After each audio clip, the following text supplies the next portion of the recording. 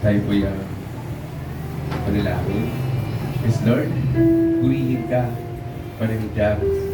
Diyos namin na makapangyarihan sa lahat. Muli, kami ang magpapatuloy, Panginoon, sa gawain na pinagkatiwala mo po sa bawat isa sa amin.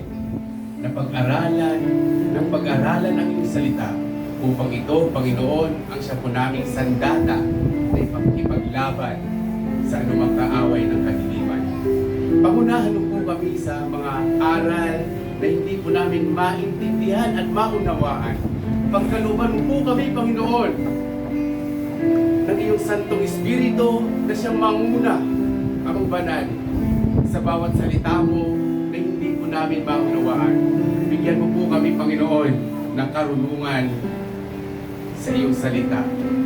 Maraming salamat po sa pangalan ng aming Panginoon Jesucristo. Amen. Praise the Lord. Uli mga minamahal, sa pagpapatuloy, isang karangalan at kagalakan na makapagpahagi tayo ng salita ng ating Panginoon. Dahil tunay nga po, ito po yung puso ng gawain po natin, mga kapatid. Makibukas po kayo sa Isaiah chapter 49 verse 15.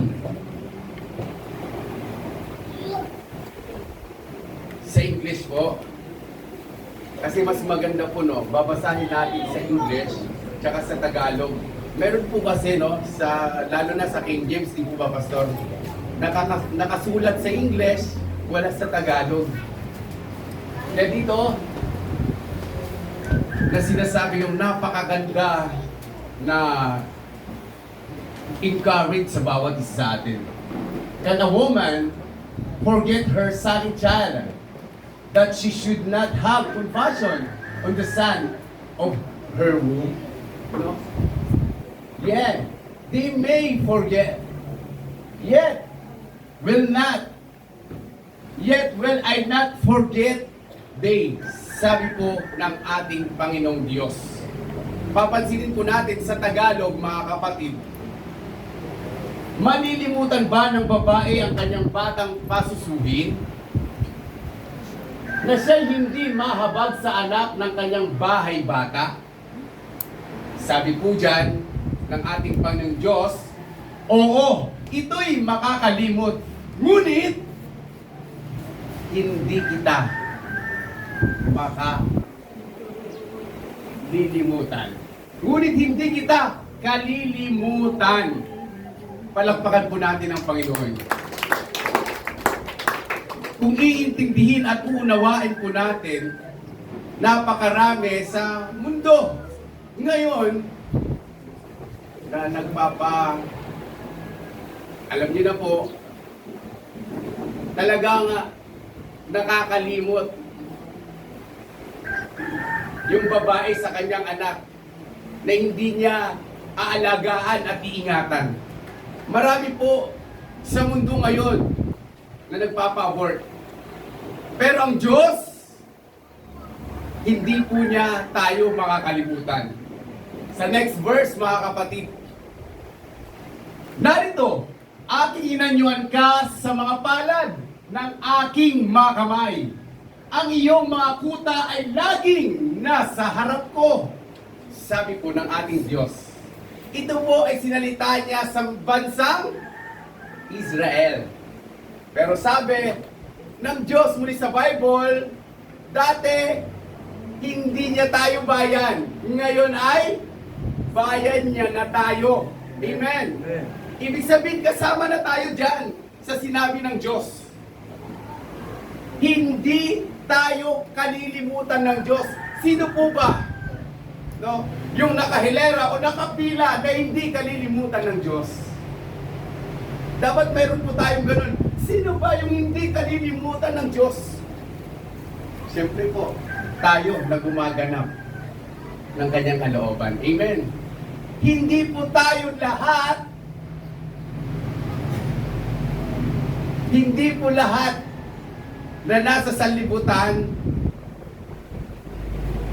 ay naalala ng Diyos. Ang inaalala niya yung kanyang mga anak. Amen. Kaya nga tayo, bilang isang tunay na mananampalat, lagi ko po kasi dinadagdag yung tunay. Kahit saan. Kasi ang dami pong Kristiyano. Tayo ay itinayo ni Kristo. Marami pong Kristiyano na hindi totoo. Di po ba? Ang daming nagtayong relihiyon. Hindi dapat itatayo yung relihiyon kasi tinayo na ni Kristo eh. Ang daming umaangkin na sila'y Kristiyano. Pero hindi nakikita sa kanilang mga gawa. Kaya doon po tayo, hindi parehas po sa kanila. Pero ganun pa man, lahat ay inibig ng Diyos. Ayaw niya na tayo lang yung maliligtas. Siyempre, kailangan. Sabi doon, sa John chapter John 3:16, God so loved the world. Di po ba? Kaya dito, narito aking inanyon ka sa mga palad ng aking mga kamay. Ang iyong mga kuta ay laging nasa harap ko. Ibig sabihin, tayo ay kilala na ng Diyos kahit nasa sinapupunan ka pa ng iyong ina. Amen. Kaya nga po si Sister Jenny, yung gift sa kanya, totoo po yun, yung gift sa kanya. Kaya nga pag siya tumatayo dito, pinapakinggan ko maigi eh. Kasi yung time na about sa akin, matayog na yung lipad ko, bigla akong bumagsak, nagkatotoo. Nagkatotoo po yun. Yung unang kulong ko sa Ordaneta, grabe yung pag-preach ko dito. Maiinit ako, sumisigaw, tumatalon. Pinakita ni Lord sa kanya. Taas na ng lipad ko, bigla akong bumagsak. Nagkatotoo po yun. Pero ganun pa man, doon sa 15. Pero ganun pa man, mga kapatid, malilimutan ba ng babae at kanyang batang pasusuhin na siya'y hindi mahabag sa anak ng kanyang bahay bata? Oo, sabi ng Diyos. Pero ang Diyos, ni minsan hindi niya tayo kalilimutan na kahit ano pong sama na ginagawa ko ay hindi pa rin ako nakalimutan ng Diyos. Ibinabalik pa rin po niya ako sa tunay na pananampalataya. Kaya nga po ito ay napakasarap damhin yung salita ng Diyos sa akin at sa ating lahat, mga kapatid. Kaya nga po, inaantay kong lagi pag si Sister Jenny tumatayo rito. Dapat lagi akong present na nandiyan. Kaya sabi ko, may cellphone naman, inisig mo sa akin. Ano yung sinabi ni Lord tungkol sa akin? Ayun na naman, hinihila ko si Sister sa kanya. Di ba ako lalaki? Kaya ko makipagharap sa giyera. Sige, dalhin nyo na si Sister Sarah doon. Di po ba? Kasi nga po, may kanya-kanya po tayong pagtawag. No? Tinawag ako ni Lord para sa kanyang salita na ibahagi sa mga nasa labas. Dahil na wala na pong matapang ngayon na kanyang mga tagapagturo, buti pa nga yung preacher sa ibang bansa, alam niyo po kung saan siya pumasok? Sa simbahan ng Katoliko. No? Grabe yung tapang nun, na ibinahagi niya yung salita ng Diyos. Hinahanap ng Diyos yung matapang, like kay Apostol Pablo, mga kapatid. Kung ang mga ngaral ng Diyos ay pinagkalooban niya ng tapang, dapat gawin niya. Amen. Kung ang pinagkaloob sa iyo ay ibahagi, Sister Gelly, si Sister, yung paliwanag sa mga panaginip, hasain natin dahil doon nagpaparamdam ang Panginoon sa iglesia. Mga minamahal, hindi tayo kalilimutan ng Diyos. Sabi ko niya sa Isaiah chapter 41, ito yung pa yung mga kinukot. Dapat hindi lang natin ito kinukot. Verse 10, mga kapatid, ito yung kalakasan po natin. No? Huwag kang matakot. Wala si Sister Sarah. Nalulungkot ako pag tumayo ako, wala siya. Nasaan? Pinaalala niyo yung ice cream? Nagpabili kasi siya eh. Huwag kang matakot sapagkat ako'y sumasayo. Huwag kang manglubaypay sapagkat ako'y iyong Diyos. Aking palalakasin ka. Oo, aking tutulungan ka. Oo, aking aalalayan ka ng kanang kamay ng aking katwiran. Amen. Diyos po ang nagsasalita po sa talatang ito. Hindi lamang po kay para sa Isaya, hindi lamang po para sa mga Israelita. Tayo na dati hindi niya po tayo bayan, pero ngayon, mga minamahal, we are a Filipino. Mas maraming Kristiyano rito. Mga kapatid, mas maraming Kristiyano na hindi totoo. Nakakalungkot. Ano po ba? Paano po natin sila dadalhin? No? Kaya nga po ito, yung kalakasang pinagkakaloob ng Diyos sa atin. Huwag kang matakot. Darating ang gera, opo. Doon na kayo sa Umingan. Hayaan nyo na si Father Raymond. Ang calling po ng mananampalatayang tunay, sabi nga ni Pastor Efra, may bahagi po tayo. We are a body of Christ, mga kapatid. Kung ipinagkaloob sa iyo ng Diyos na ayusin ang Umingan, ayusin mo. Ayusin natin. Kung halimbawa si Pastor Efra, pinagkaloob sa kanya yung Umingan para na doon ipunin. Upo, totoo yun. Ayusin niya. Kasi ang Diyos ang siyang nag-aayos. Si Brother Raymond, dito ka. Dahil dito ka. Si Pastor Efra, dito ka. Dahil dito ka. Huwag nating tanggihan. Ang Diyos ang siyang kumikilos sa bawat isa po sa atin na mga tunay na mananampalataya. Kailangan din po natin, no, ang Diyos sa buhay natin, huwag tayong magtiwala. Sabi nga po sa Kawikaan, chapter 3, siya po, Kawikaan chapter 3, verse 6, na sinasabi, kilalanin mo siya sa lahat ng iyong mga lakad at kanyang ituturo ang iyong mga, amen? Kailangan kilalanin natin yung sinasampalatayanan po natin. Huwag nating kilalanin yung pastor. Huwag natin tignan ang pagkakamali ng mga pastor.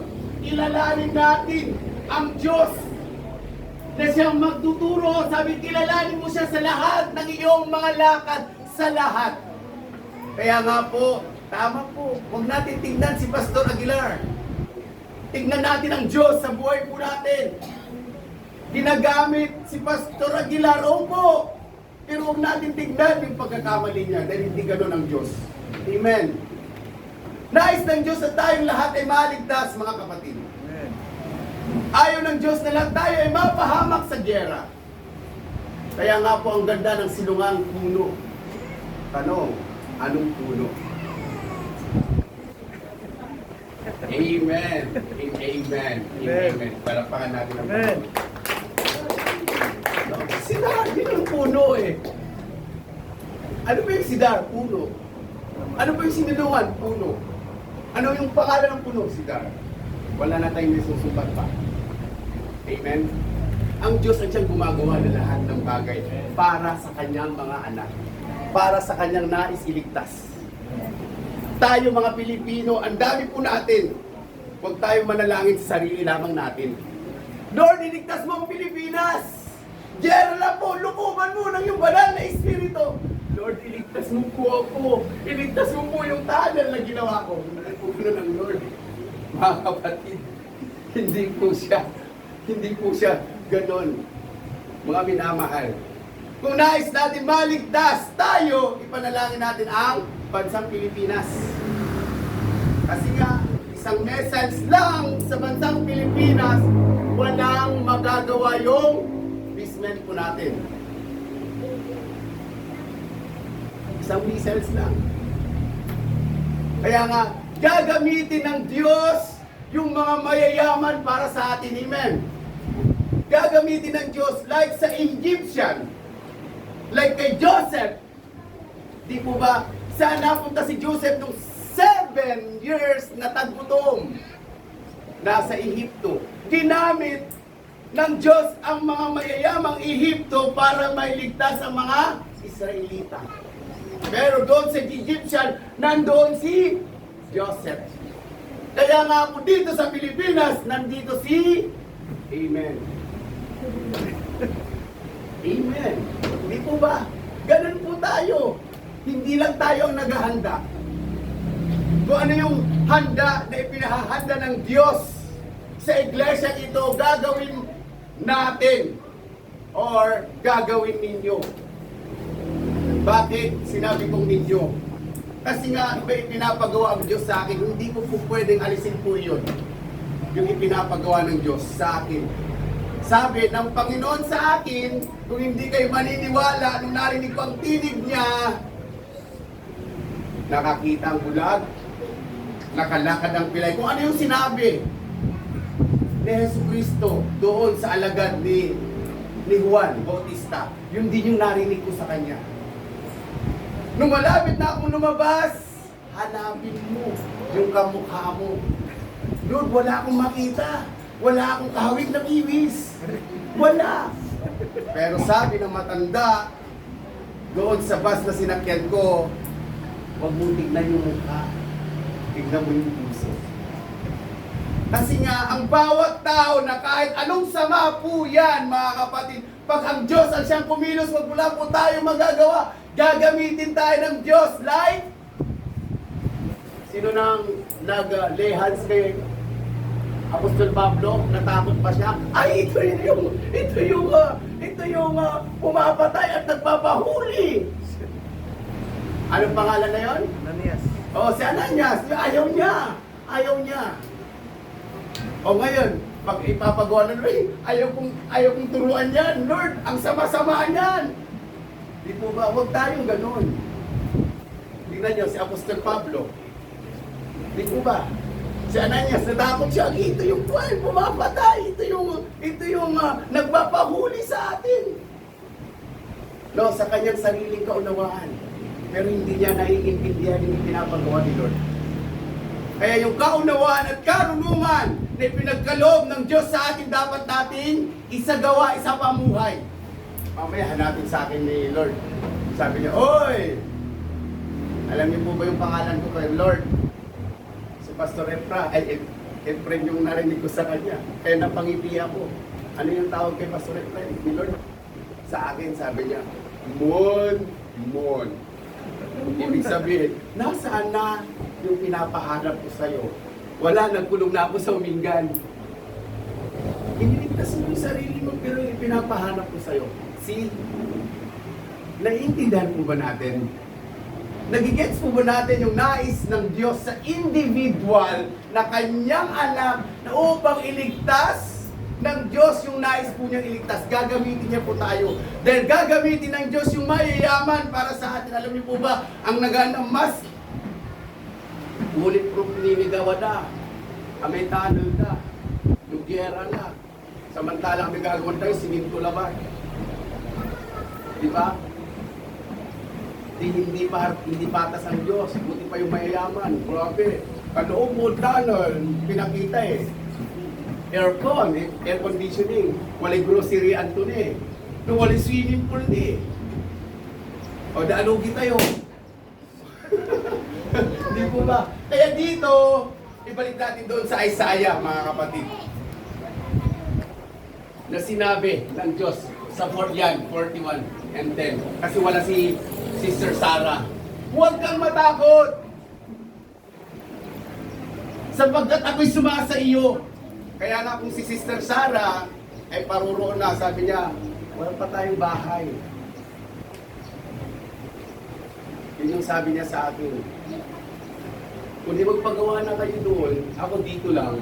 Ang tigas ng ulo ko, no? Yun po yung sinasabi lagi sa akin ni Sister Sarah. Wala pa kaming bahay, pero may lupa na po kami doon sa kila Pastor, pero si Lord, hindi po siya nagkulang sa atin. Sabi ko nga, nung tumayo po ako rito, pag maraming ibinigay na project si Lord, magtatayo ako doon, ang dami na. Nakabili na nga ako ng sasakyan, pero yung bahay, hindi pa ako nakabili. Hindi ko inaalis po yun. Yung ibig, nais ng Diyos na iligtas ako, makakagawa kami ng bahay doon. Kaya nga tatanungin ko si Sister Mary, yung mataas yung antas niya sa spiritual, bakit ka pa mag-aabot? Kera na. Hindi po ba? Sister Mary. Diba? Praise the Lord! Napakabuti. Kung may tiwala tayo sa Diyos, mga kapatid, kung yung pananampalataya natin ay mataas sa Diyos, mga kapatid, huwag ka naman kabrod. Kera na eh. Ha? Mahina. Yun kasi yung mahirap sa atin. Hindi tayo nagiging kontento. Yung hinahanap po natin na hindi natin mahanap, nasa harap mo na. Sister Sarah. Ha? Sino nang magbabayad mo? Huwag mo nang bayaran yung utang mo. Hindi na may ligtas yung utang.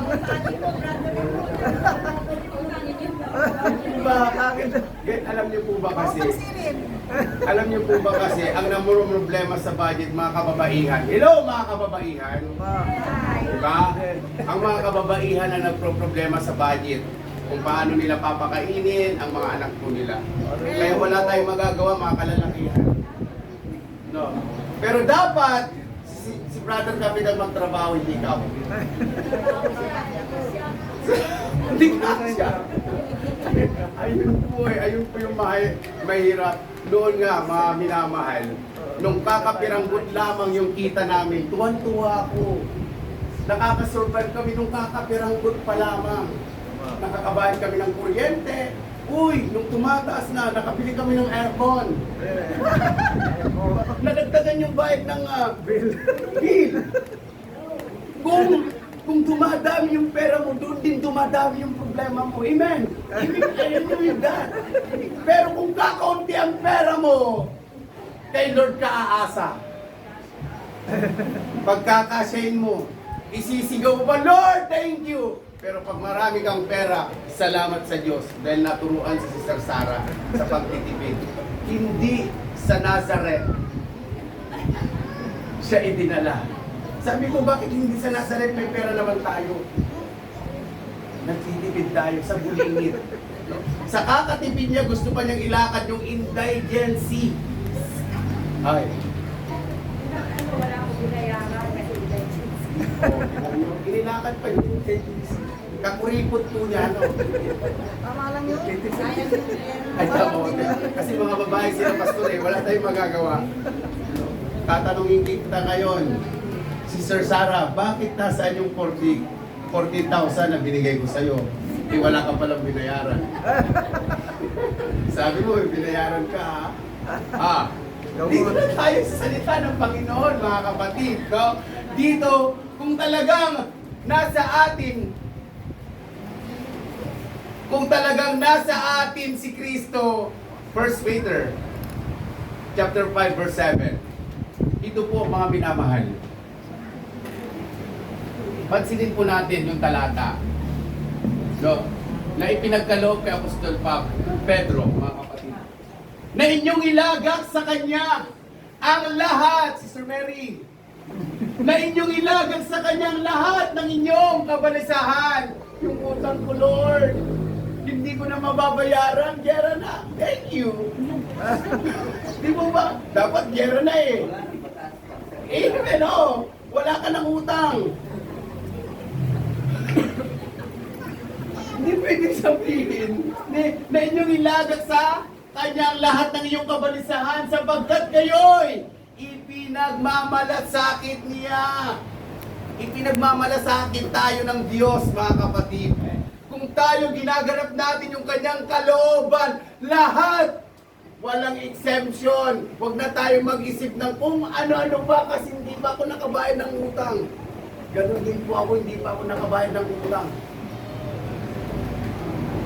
Hindi ko pa nababayaran yung tita ko. Pero ganun pa man si Lord ang nagbabayad nun. Ilagat po natin yung kabalisahan po natin. Pag walang makain o may sakit, na-disgrasya nga ako, ayaw ko pang patakbo sa hospital. Mamamatay na nga ako, ayaw ko pang patakbo sa hospital. Inaantay ko yung kalooban ni Lord. Pero tinakbo pa rin ako, wala akong nagawa. Eh babae, wala tayong magagawa eh, kasi yung asawa natin eh, gusto pa niya tayo mabuhay. Nagpapaalam na ako sa time na yon, kukunin na ako ni Lord. Wala na akong hininga. Thank you Lord. Pero siya, gusto pa niya akong i-survive. Pero salamat, dahil mapagmahal na asawa. No, nung tinakbo nila ako sa ospital, nung nag-disgrasya ako, kung ano-ano pa. Eh dito, ilalagat natin yung ating kabalisahan. Kung gera, anong sabi ng Panginoon? Kung gera, ano po bang sabi ng Panginoon ng gera? Basahin natin sa Mateo, chapter 24, verse 6, mga kapatid. At mga kakarinig kayo ng mga digmaan at mga lingaw-ngaw na mga digmaan. Ingatan ninyo na huwag kayong palakpakan natin ang Panginoon. Mga kapatid, sabi ng ating Panginoong Jesucristo, ingatan ninyo na huwag kayong magulumihanan sapagkat kinakailangan mangyari darakwat. Hindi pa po yung wakas. Anong susunod yan? Kahirapan. Ang susunod sa giyera po, kahirapan. Kaya mapapalad yung nag-iipon. Nag-iipon ng, meron na tayong 4 na 25 kilos. Pag nandun tayo. Pero pag wala kayo doon, wala kayong pagkain. Kasi ang kasunod ng giyera, wala pa eh. Hindi pa darating yung wakas eh. Sinabi ng Diyos, hindi pa. Sinabi ng ating Panginoon Jesucristo, hindi pa darating yung wakas. Pero huwag tayong magulumihanan pag may ipon tayo. Kasi ang kasunod ng giyera, kahirapan po. Lalabas kayo sa inyong lungga. Aling ninyo, abuya ka amin sa syudad. Diba? Abuya ka amin. Dahil hindi pa wakas. Nandun na po yung kahirapan. Kung wala kayong tanim, sabi nga ni Sister Sarah sa akin, ang napakahalaga ay yung metal, sabi nga ni Brother Joseph. Sabi ni Sister Sarah sa akin yung tanim. Wala tayong itatanim. May lupa tayo doon, hindi pa tayo nagtatanim. Taniman mo. Hindi ka pa nagtatanim, kahit saging man lang. Kaya nga po, pagkatapos po ng giyera, kahirapan mga kapatid. Kaya mapapalad tayo dahil nag-iipon tayo. At mapalad tayo dahil may Brother Joseph, 4 na. Sino pa po mag-share? Pangkalatan yun, mga kapatid. Ano kaya kung gagawa tayo ng pan dito? Yung pledge po natin para sa paghahanda. Meron na? Meron na pala. Di po ba?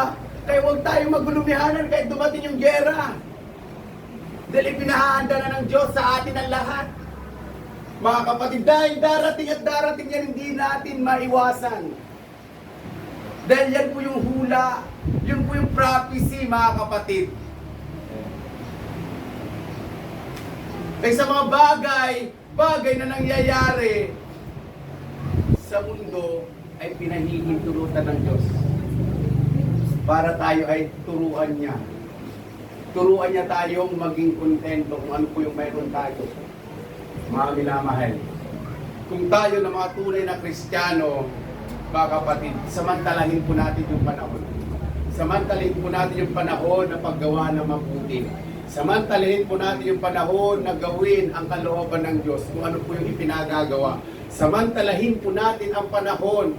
Kung si Pastor Efren ay pinagkalooban po siya ng prophecy na maghanda, gawin po natin.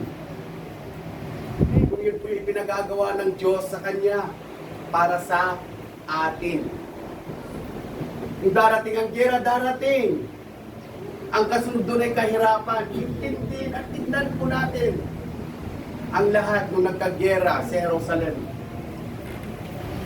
Di po ba? Nawasak ang Jerusalem. nung panahon na iyon. Doon sa 24 verse 1 hanggang sa sumusunod. Nangyari na po yun sa pagkawasak ng Jerusalem. Kaya sa panahon natin, kaya nga tinatanong po ang Lord, yung gera, ano bang pinaglalaban ng mga tao ngayon? Bakit magkakagera? Tapos na kasi yung pananakop eh. May sarili-sarili na po silang bansa. Kaya nga yung pinaglalaban dahil sinasakop ng bansang China, yon doon sa West Philippine Sea, nagbububahan na sila doon ng tubig. At si Taiwan, na independent, ay sinakop na ng China. Kasi dati ang Taiwan ay Chinese. Ngayon nagkaroon ng presidente. Kaya ayaw ni China. Binabawi po niya iyon. Dahil, bakit kasi pinayagan niya nagkaroon ng presidente? Ayan tuloy. Kaya nga, yung tao ang gumagawa ng kahirapan. Pero ang Diyos gumagawa para sa ating ikabubuti. Amen. Darating po yung gera. Pero huwag tayong mabalisa. Dahil pinaghahanda niya po tayo. Si JMC nga eh, di ba? JMC. Sa Bataan po yung, kasi may nakakwentuhan din kami. Kilala nila yung sa Salaan, si Pastor Efren. Nung naikwento namin sa kanila, ay meron din kami sa Bataan yun. Pero sila, lahat sila, kahit sa yung boses na ni Pastor Wel de Almeida, ganun na po yung boses po niya. No? Kaya nga, kaawa-awa yung mga tao na hindi po nakapaghanda. Handa natin physically and spiritually. Hindi natin pwedeng iwan ang isa. Hindi rin natin pwedeng pahalagaan yung isa. Kailangan po physically and spiritually. Kasi nga, paano ka maglilingkod kung mahina yung katawan mo? Kung hindi mo mapakain? Kung hindi wala kang resistensya. Kaya nga yung ikaw na ni Dr. Wong, bumili na ako, Shilajit. Meron na. Hindi kay Dr. Wong yun, yung Shilajit. Oh, Ano yun, dumating na yung order ko yung Shilajit. Pampalakas ng resistensya ba? Ano ito? Sabi, tatlo. Natry ko nga kasi malakas yung resistensya daw doon eh. Ano nga? Na ako na nandito sa baba, na nandoon na kayo na kuhan. Ayan. Kakayanin ko. Kaya nga hindi ko na siya ihilahin. Sister Shelly. Sige na. Sa inyo na si Sister Sarah. Oo, hayaan nyo na ako. Ah, sino na magliligtas sa akin? Alam nyo, may kanya tayong pagtawag. Kung ipapahintulot ni Lord na mamamatay ako, wala akong magawa.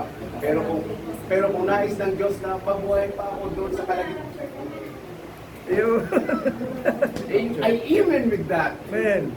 Sabi ko nga, mamatay mabuhay kay Kristo. Sabi natin lahat, mabuhay at mabuhay kay Kristo. Di po ba? Sa inyo, mabuhay at mabuhay kay Kristo. Sa akin, mamatay mabuhay kay Kristo. Kaya nga mabuhay at mabuhay kay Kristo kayo eh. Kasi hinihintay niyo si Kristo. Sa atin, mga minamahal, kung ibig ng Diyos na iligtas yung anak niya, halimbawa, may nais ng Diyos na iligtas doon sa, siyempre, nandun na kayo dahil bakit pa kayo titignan ng Diyos? Nandun sa kalagitnaan yung titignan ng Diyos. Yung kanyang mga anak na naliligaw. Di po ba? Oh, sabi niya, Mon, ayun, kunin mo, tatamaan na siya. Kunin ko. Alam niyo po ba yung sa tunay na buhay na gyera nung World War I ba yun? May isang sundalo ng ibang bansa, ayaw niya magdala ng baril. Alam niyo po yung na isang pelikula yung buhay po niya. Ayaw niya magdala ng baril.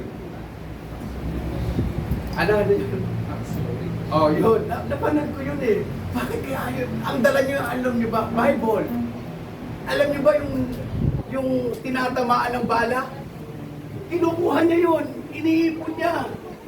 Dahil ang alam niya pag humihinga ay may buhay at pag-asa. Yun, iniipon po niya.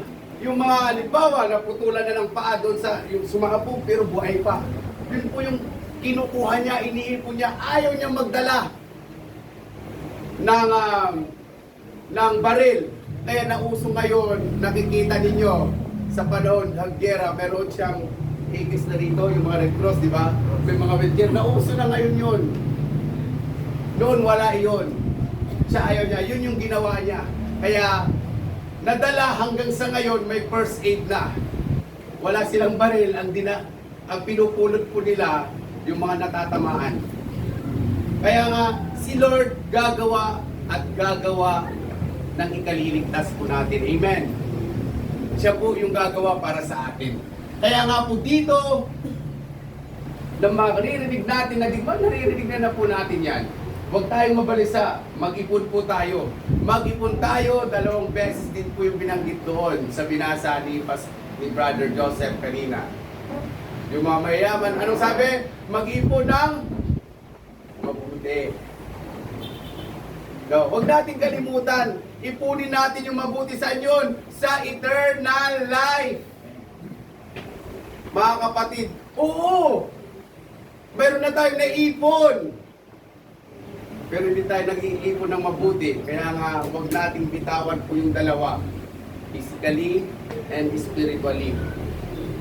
Kung tayo ay nakapaghanda na ng physically, gawin din natin yung spiritually na ipaggagawa ng Panginoon sa atin. Gumawa po tayo ng mabuti. Saan at kanino? Love your neighbor as you love yourself. Yun po yung ibinigay ng Diyos po sa atin. Kaya, salamat sa Diyos mga kapatid sa hapon na ito. Dahil nga po, ang ating pastor ay nadagdagan pa ang kanyang buhay. Nawa ay patuloy na bigyan ng kalakasan ang pagmasipag at pagiging nating pastor. Yun yung celebration. Amen! Amen. No? Ang kabutihan at karangalan, ang kadakilaan, at ating pasasalamat, selebrasyon ay para sa ating Panginoon lamang. Praise the Lord. Pastor, gusto ko ng ice cream. Masalita pa ako. Amen.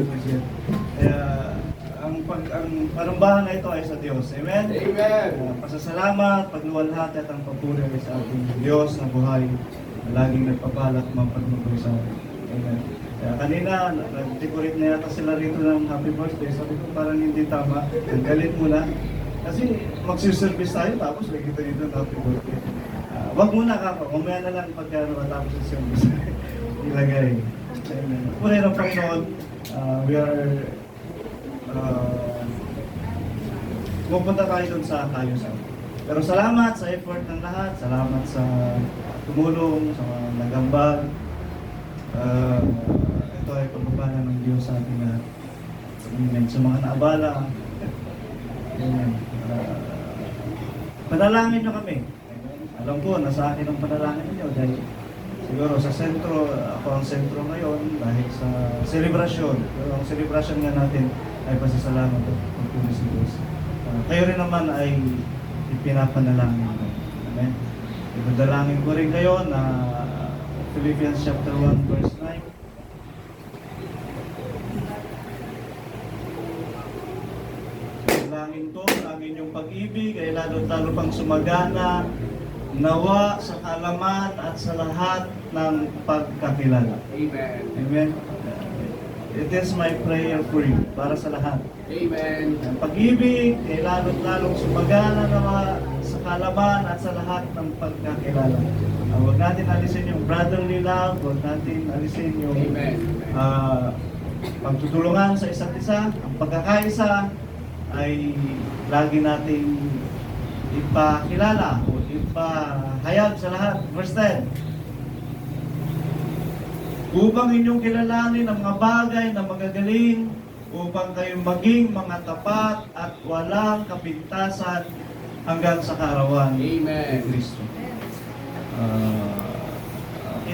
Okay naman tayo, no? Wala naman tayong mga mga sumbong sa isa't isa. Pero mayroon din, pero sisikapin ko sa mga pagtuturo ko na aayusin yon sa inyong mga kalooban. Amen? Dinadala ko kayo sa pagkakaisa, sa pagsunod sa kalooban ng Diyos at gawin kung Amen. ano ang nararapat na kalooban ng Diyos sa bawat isa sa atin. Hanggang sa kaarawan ni Kristo, abutin tayo yan. Malapit na eh. Amen? Abutin tayo yan. Malapit na. Yung mga apostol noon, wala na. Pero saan man pupunta yan, ay makikita-kita rin tayo. Sa buhay na walang hanggan. Praise the Lord.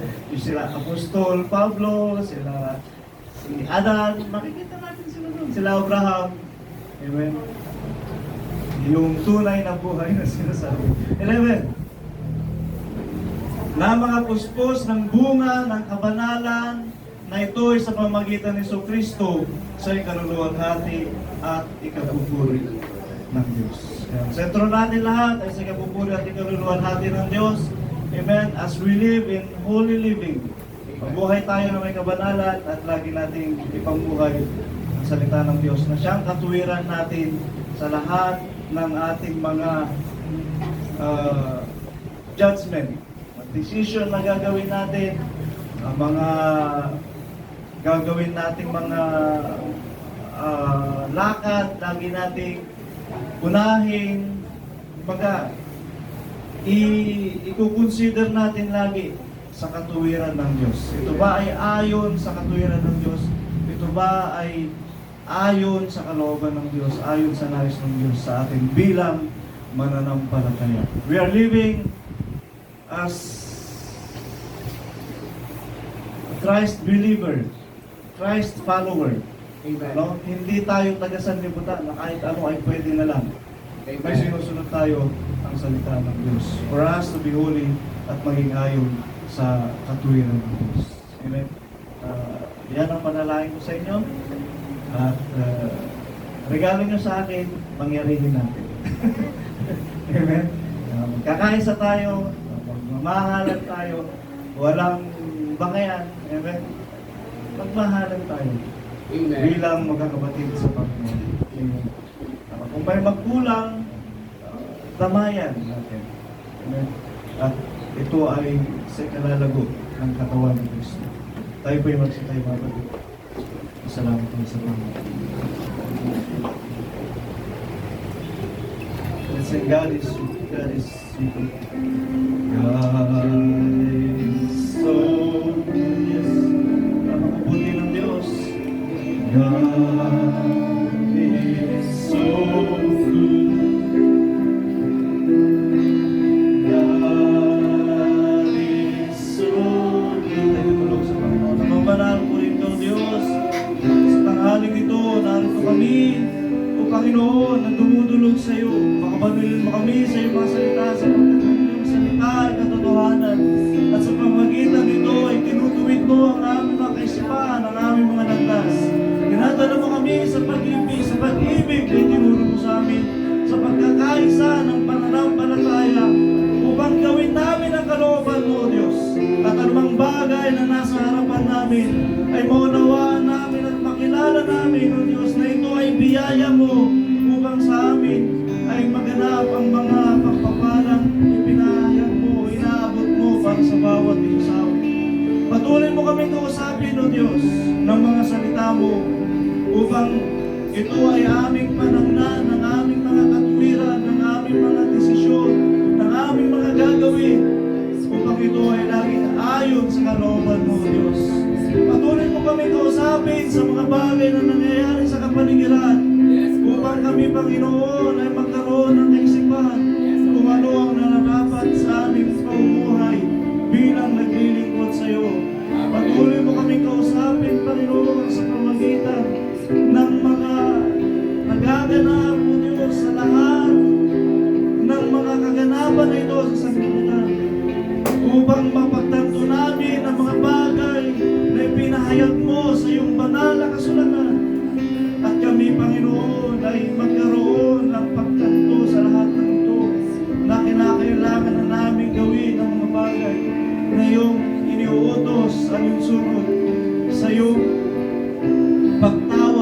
sa bawat isa sa amin. Panginoong Jesus, bendisyonan mo ang bawat isa sa amin, Panginoon, na magpakalakas, lalong-lalo na sa spiritual, maging ganoon din sa amin, mga kasawan. Bendisyonan mo po ang bawat isa sa amin, Panginoon, upang maunawaan namin at makilala namin ang mga nararapat na bagay. At ganoon din, O Diyos, makilala namin ang kung gaanong lawak at kung gaanong taas at luwang ng pag-ibig na ibigay mo sa amin, na hanggang sa ngayon ay pinapatnubayan mo kami upang dalhin kami, O Diyos, sa iyong pangako ng pagliligtas. At kami, Panginoon, ay humantong hanggang sa buhay, O Diyos, na pinapangarap ng lahat, na ikaw ang magiging hari, ang hari ng mga hari, na ikaw ang magiging ilaw sa lugar na iyon, sa sanlibutan na ito. Ay, O Diyos, salamat po sa patuloy na pagkakaisa na pinagkakaloob mo sa bawat isa sa amin. Panginoon, patuloy mo pong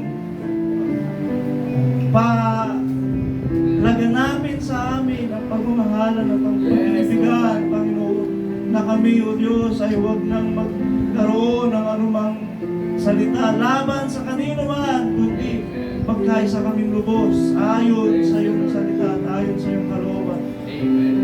Habang kami nananahan, O Panginoon, sa iyong katuwiran at nabubuhay sa iyong mga salita, pangunahan mo kaming lubos at pangunahan mo kaming lahat, na ikaw, Panginoon, ang siya naming masunod, at ikaw ang makilala at makita sa buhay na ito, hindi ang aming mga sarili, na magliwanag ka sa amin.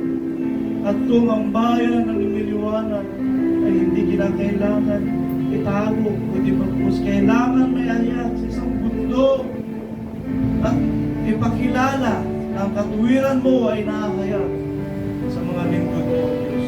Salamat po sa patuloy na pagpapalang mo sa buhay na ito at kung paano mo binibiyayaan kami ayon sa pagkilos na iyong Santong Espiritu mangyari nawa.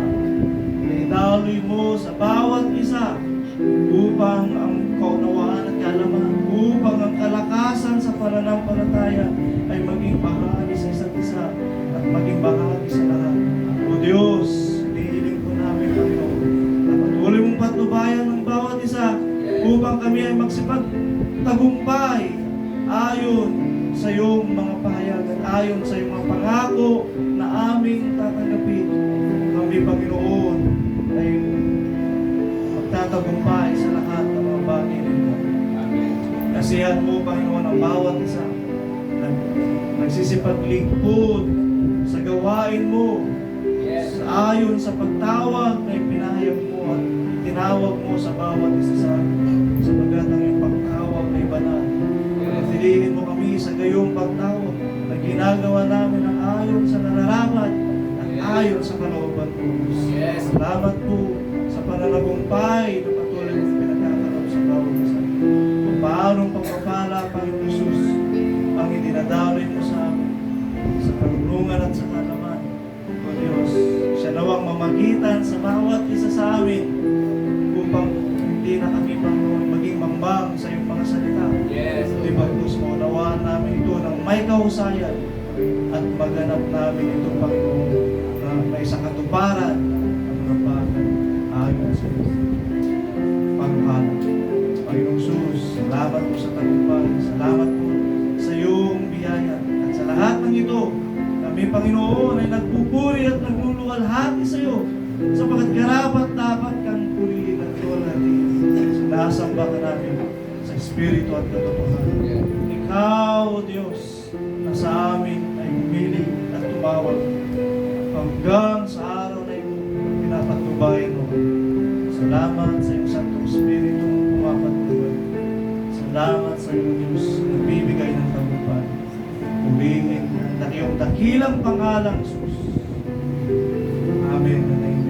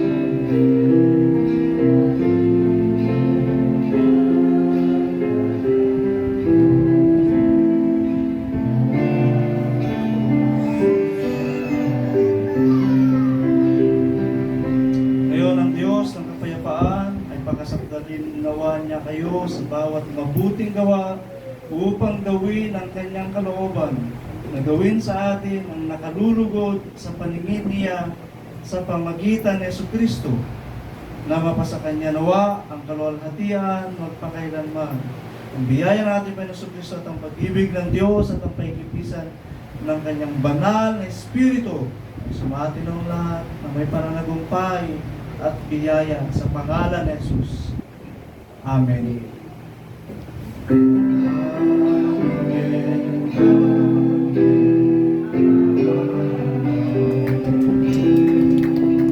Praise the Lord. Salamat Rick sa mga ibahagi sa pagdaliwan mo.